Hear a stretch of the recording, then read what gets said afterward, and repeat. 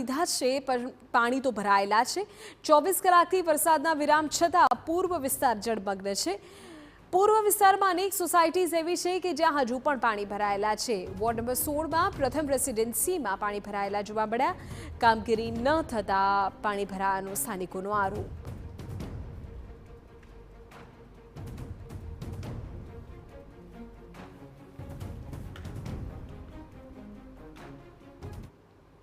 ત્રણ વખત વડોદરા શહેરમાં જે મેઘરાજાની તકલીફો પડી છે, વરસાદ બાદની જે મુશ્કેલીઓ છે તેને લઈને વડોદરા શહેરના નગરજનોને અનેક પ્રકારની સમસ્યાનો સામનો કરવાનો વારો આવ્યો છે।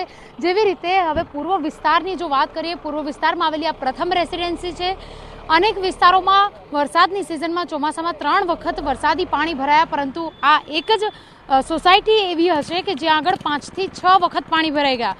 પાણી ભરાયા તો ઠીક, પરંતુ આ પાણી ભરાયેલા 2 થી 3 દિવસ સુધી તેવા જ છે।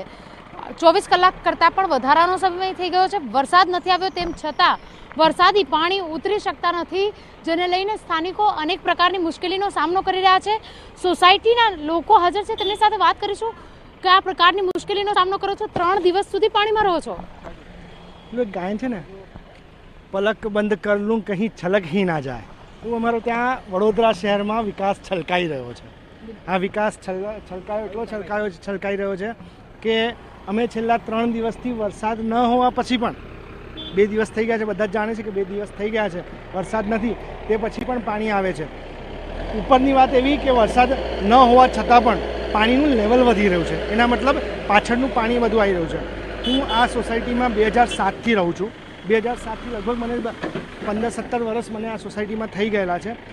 અમારે ત્યાં તકલીફ થતી હતી પાણીની, એવું નહોતું કે નથી થતી, પણ આ જે વધી રહ્યું છે ને એનું મુખ્ય કારણ વડોદરા શહેરના ભારતીય જનતા પાર્ટીનો વિકાસ છે। જવાબદાર કોણ આ બધું પરિસ્થિતિ? ભારતીય જનતા પાર્ટીનો વિકાસ જવાબદાર છે કે જે વિકાસના પેટે આજુબાજુ સોસાયટીઓ બની, પણ એ સોસાયટીઓને સાથે લિંક કરવાની કોઈ વરસાદીઓ કાંસો બનાવવામાં ના આવે। એવું કહે છે કે પ્રી મોન્સૂનની કામગીરી પૂરી કરી દેવામાં આવી હતી। આપને લાગી રહ્યું છે આ સુવિધા જોઈને? સાહેબ, પ્રી મોન્સૂનની કામગીરીમાં નહીં, પેલી વરસાદી કાંસ સાફ કરવાની અને વરસાદી કાંસનું એ કરવાની વાત થતી હોય છે, પરંતુ વરસાદી કાંસ જ ના હોય તો શું થાય? તમને બેન, તમે અહીંયા ત્રીજી વખત આવી રહ્યા છો, તમને ખબર છે કે 3 વાર અહીંયા પાણી ભરાયેલું છે। વડોદરા શહેરમાં સહાય પહોંચી, અહીંયા એક ઘરમાં જઈને પૂછી આવજો કોઈને સહાય પહોંચી છે? અમે સુખી સમૃદ્ધ છે, પણ આ સોસાયટીના એક પણ ઘરમાં સહાય નહીં પહોંચી। એનું કારણ શું છે કે અહીંયા લોકો સુખી સમૃદ્ધ છે એવું કહે છે, અને અહીંયા જ્યારે કોઈ પણ સહાય માટે આપવા જશે ને એટલે લોકો પ્રશ્ન કરશે, લોકો ગાળો આપશે, બધાને ખબર છે। ડરના મારે અહીંયા સહાય પણ નથી પહોંચાડી। આજે અમારે દિવાળી આવવાની છે, અમારા બોનસીસ, અમારી પગાર શેમાં યુઝ થશે? કે અમારા જે ફર્નિચર્સ ખરાબ થયા છે, અમારું જે વખરી ખરાબ થઈ છે એમાં યુઝ થશે। આ બધા પાછળ જવાબદાર ભારતીય જનતા પાર્ટી દ્વારા જે કરવામાં આવેલો છે વિકાસ, આ વિકાસ છલકાઈ રહ્યો છે। બિલકુલ, પલક બંધ કર લૂં કहीं છલક ही ના જાય, એવી રીતે આ વિકાસ છલકાઈ રહ્યો છે। બિલકુલ, જેવી રીતે સ્થાનિકોની સમસ્યાઓ વધી રહી છે, સ્થાનિકોમાં રોષ પણ જોવા મળી રહ્યો છે। ઉલ્લેખનીય બાબત છે કે જ્યારે કોઈ પણ વ્યક્તિ પોતાનું ઘર વસાવે ત્યારે જિંદગીમાં લગભગ એક જ વખત વસાવી શકતા હોય છે, પરંતુ જે પ્રકારની પરિસ્થિતિ ઊભી થાય છે ચોમાસાની સિઝનમાં 1 વખત નહીં પરંતુ 3 થી 4 વખત આ પ્રકારે જો પાણી ભરાઈ જતા હોય તો વડોદરાના પૂર્વ વિસ્તારના લોકો વિશ્વામિત્રીની નહીં પરંતુ જે સુવિધા છે તેની સજા ભોગવી રહ્યા હોય તેવા દ્રશ્યો પણ હાલ જોવા મળી રહ્યા છે। કેમેરા પર્સન રોહિત ગોયલ સાથે અંજલિ ઓઝા, TV9 વડોદરા। વડોદરામાં વરસાદી પાણી ઓસર્યાનો તંત્રનો દાવો છે। અમે આપને આ પૂર્વ વિસ્તારના દ્રશ્યો તો બતાવ્યા।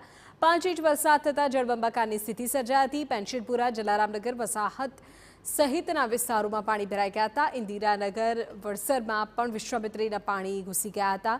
પૂર્વ વિસ્તારની 2 સોસાયટીમાં જ હવે પાણી ભરાયેલા છે તેવું તંત્રનું કહેવું છે, અને તેના નિકાલની કામગીરી પણ ટૂંક સમયમાં કરવામાં આવશે તેવો દાવો થઈ રહ્યો છે।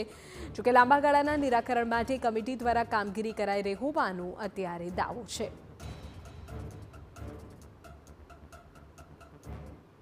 માત્રામાં 5 ઇંચ વરસાદ એક સાથે 1.5 કલાકમાં પડ્યો પૂર્વ ઝોન અને બીજી જગ્યામાં, અને જોડે જોડે વિશ્વામિત્રી નદીનું સ્તર પણ વધતું રહ્યું। જે વિશ્વામિત્રી નદીના સ્તરના વધવાના કારણે જે પરશુરામ ભટ્ટા અથવા પેન્શનપુરા અને આજુબાજુના નીચાણવાળા વિસ્તારમાં પાણી ભરાયા હતા, પણ એ પણ હવે પાણી ઓસરી ગયા છે। એ જ રીતે વધારે વરસાદ કારણે જે વોટર લોગિંગ પૂર્વમાં થાય છે એમાં ઘણી જગ્યાએ જે સોમા ચોકડી છે એની આજુબાજુ, વૈકુંઠ એ બાજુ પાણી ભરાયા હતા, પણ એ પણ હવે ઉતરવામાં આવ્યા છે।